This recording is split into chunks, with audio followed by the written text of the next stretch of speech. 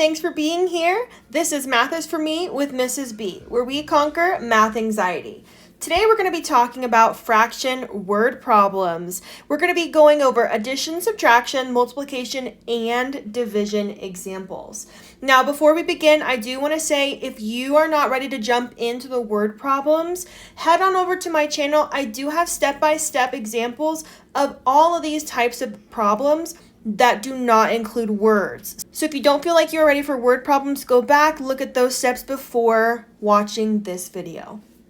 Now, let's get into our steps of a word problem. The first thing we're going to do is we're going to read the question.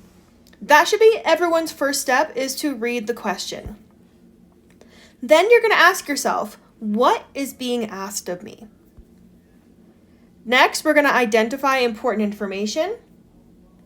Last, we'll solve and simplify.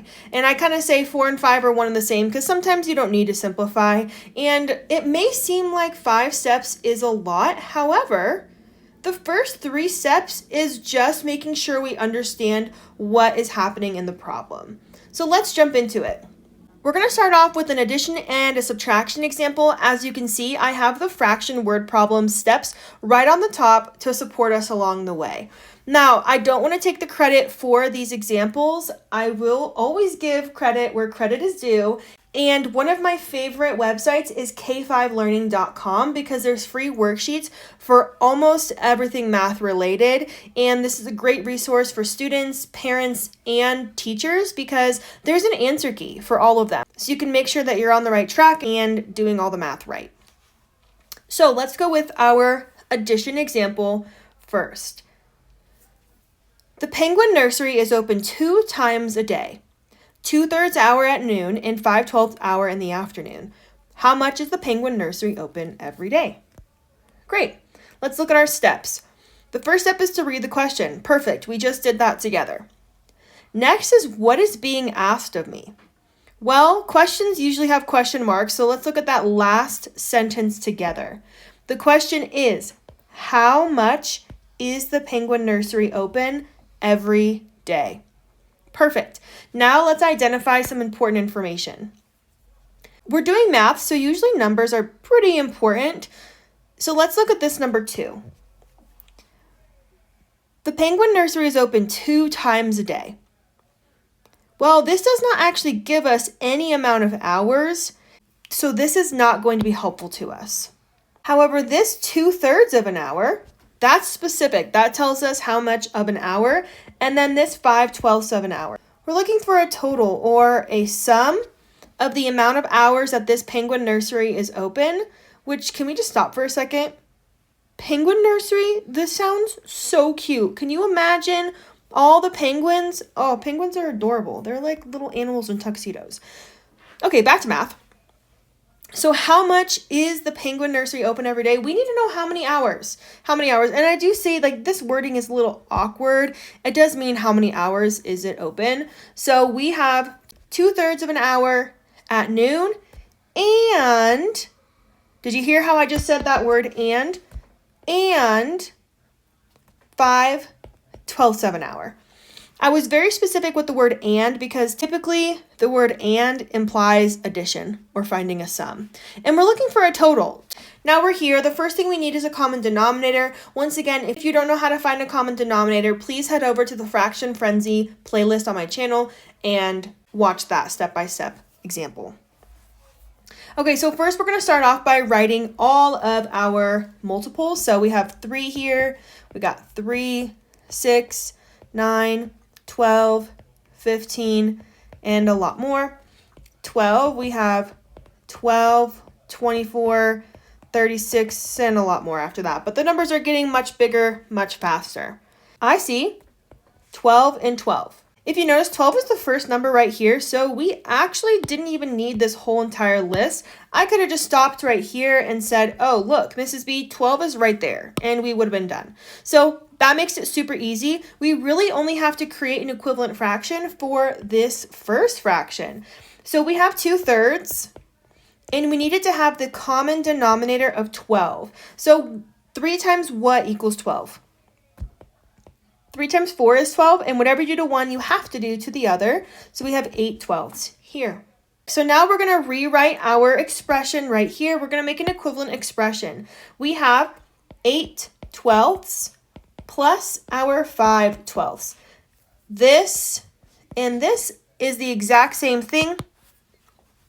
Now we can add straight across. Always put your denominator down below before you get going, because then you can resist the temptation of adding those denominators. Now 8 plus 5 is 13. So we can stop here and we can say 13/12 hours if you want. Or you can change this into a mixed number. How many times does 12 go into 13? One whole time, and then it leaves one left over. Both of these answers are correct. It just depends on what you're learning in your classroom right now. Our second example is subtraction. Two kinds of fish can be found in a small tank that is 5 1/7 feet long. The blue fish is 2/15 feet long, and the orange fish is 7/10 feet long. How much longer is the orange fish? Perfect. We just did number 1. Read the question. Now we're going to ask ourselves, what is being asked of me? Well, look at the last sentence. How much longer is the orange fish? Once you identify that, we can decide what the important information is. Does it matter that the small tank is 5 1/7 feet long? No, this does not matter. It's not asking us to compare anything to the tank. It just wants us to compare blue fish with orange fish. So that does not matter. What does matter is that we have blue fish is 2/15 and orange fish is 7/10 feet long. Now, it wants to know how much longer the orange fish is, so we're looking for the difference between these. Subtraction, another word for subtraction is difference. Well, how much longer is the orange fish? That means that the orange fish is longer, so we want to put that fraction in front. Then we're subtracting the 2/15 for the blue fish. Perfect. Let's find a common denominator. I listed the first 3 multiples of 10 and 15, but I could have just stopped right here at this 30 because we have 30 and 30 in common. The more you find common denominators, the more you will be able to just look at this and say, hey, Mrs. B, it's just 30. And that is true. I just want to show the full process for anybody who needs to see it. So now we have this expression above, and we're going to need to rewrite it with common denominators, which would make it an equivalent fraction. So we need to rewrite 7/10 with the denominator of 30. Well, 10 times 3 is 30, so 7 times 3 is 21. Now we have 2/15, rewriting an equivalent fraction with 30 as the denominator. So 15 times 2 is 30, and 2 times 2 is 4.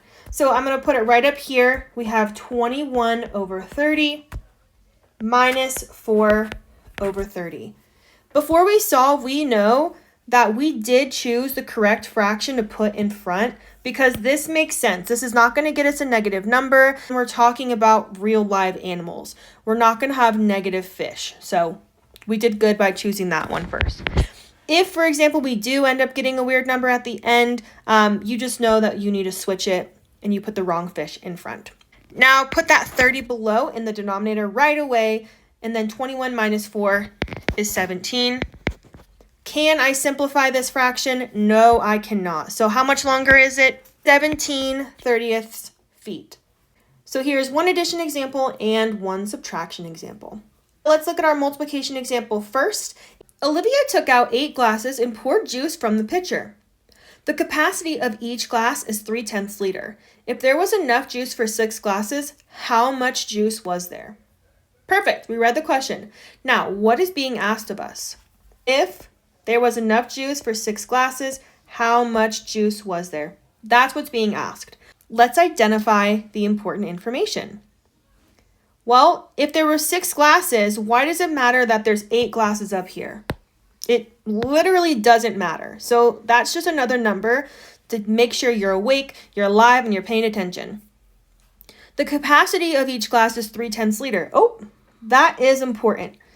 So the important information is that we have 6 glasses and each glass is going to have 3/10 of a liter. Sometimes a visual is helpful, so here is my beautiful picture of 6 glasses, empty glasses, and then we are going to fill each one with 3/10 of a liter. So this would get 3/10, this one, and so on. We are going to be filling a cup 6 different times. Notice the word times. This means we're going to be finding a product. Another word for multiplication is product. We could add all these up, and that is true, but that would take a lot longer than just taking our 3/10 and doing that 6 times. So 3/10 times 6. It is great practice to always rewrite your whole number as an integer over 1. That way you can see clearly to multiply straight across. So we have just solved, and now we need to simplify. This can be simplified by noticing that both of these are even numbers, so you can divide by 2, and you get 9/5. So your final answer could be 9/5 liters, or you could make this a mixed number, and 5 goes into 9 one whole time, and then there is 4/5 left over. So you can put it as 9/5 liters or 1 4/5 liters. Both of these answers are correct. This brings us to our last example with division. We're going to step 1, read the question. A baker is making croissants. He has 18 pounds of dough. That is a lot of dough. Each croissant is made from 1/8 pound of dough. How many croissants can the assistant help prepare? Perfect. So we read the question. You tell me what's being asked of me. I encourage you to pause this video and really think about what is being asked. How many croissants? That's the main thing here. Yes, we're talking about the assistant, but sometimes it makes it a little confusing to highlight too much. So how many croissants are going to be made here? The next thing is that he has 18 pounds of dough. That's very important. There is 18 pounds total. Each one is going to be made in little 1/8 pound pieces. Let's kind of get eyes on this. We have this dough. Let's say that the dough is all right here, okay? That is my beautiful picture of dough. And each one is going to be split up into 1/8 of a pound. Okay, this is a lot of little sections, definitely more than I just drew out. Another word for splitting up is dividing. So that's how we knew that we were going to be finding the quotient. Another word for division is the quotient, and I think it's spelled like that. If I spelled it wrong, you can correct me in the comments. Okay, this means we're going to be dividing up this big 18-pound piece of dough. It's really as simple as that. You take your 18 and you are dividing it by 1/8 chunks. So now we can go to step 4 is to solve. Once again, it is great practice to change your whole numbers into the integer over 1. Now you're going to keep, change, or copy.flip, copy.flop, whatever little thing you have memorized to remind yourself of how to divide fractions. I always like copy.flop because that's just what I grew up with. So that means we're going to copy our first fraction, dot, and then you're going to flop that second one. Now you multiply straight across and you get 144 over 1. So this means there will be 144 croissants total. And that is a lot of croissants. So as you can see, I definitely did not divide that out into 144 sections. So here's an example on multiplication, and here's an example on division with fraction word problems. Read the question. What is it being asked of me? Identify important information, then solve and simplify. If you have a word problem, just make sure you have words in your answer. You always want to make sure you have those units. Hey, thanks for tuning in with me today with our word problems involving all types of fractions. If you are looking for more information on how to solve with fractions, click on the links below and that'll bring you to my Fraction Frenzy playlist along with another video in that playlist. I would love to hear what you want to see, and then I will do my best to get that on here. Well, thanks again for tuning in with Math is for Me with Mrs. B, where we conquer math anxiety.